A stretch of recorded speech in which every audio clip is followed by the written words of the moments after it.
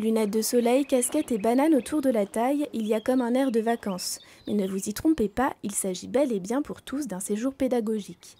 Avant d'emmener CM1 et CM2 parcourir les Yvelines pendant 15 jours en ce mois de mai, le directeur de l'école, Sonia Delaunay à Guyancourt, a bien intégré la leçon.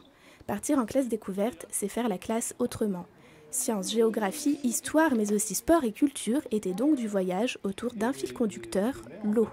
L'eau, c'est tellement porteur, c'est tellement ouvert sur toute, en termes scolaires, c'est tellement ouvert sur tout, sur l'art plastique, sur la lecture, sur la géographie, l'histoire. Alors évidemment, dans les Yvelines, c'est un département qui a une histoire particulière avec l'eau. Donc on a aussi beaucoup travaillé sur l'histoire des rigoles royales, sur la manière dont Louis XIV a dompté la nature. Et puis a réussi à amener l'eau et de quelle manière jusqu'à Versailles. Et leur périple, c'est à vélo que les élèves l'ont effectué, le but étant d'incarner des troubadours modernes en s'arrêtant dans des écoles du département pour présenter une pièce de théâtre répétée tout au long de l'année.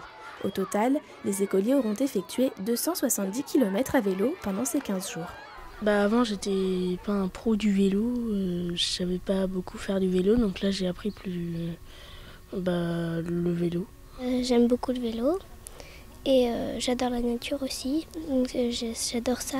Un effort physique compensé par les nombreuses découvertes. J'ai appris que c'était comment utiliser l'eau, fallait pas la gâcher. Que par exemple le miroir du chevreuil, là son derrière blanc, là, on l'appelle le miroir parce qu'en fait il se reflète avec le soleil et ça brille en fait, ça éblouit. Le parcours a été scrupuleusement organisé durant toute l'année avec l'aide de nombreux partenaires dont la mairie de Guyancourt et divers centres d'hébergement comme le camping de Rambouillet, un gymnase de Montfort-l'Amaury ou encore la base de loisirs de Saint-Quentin en Yvelines qui constituait la dernière étape du périple.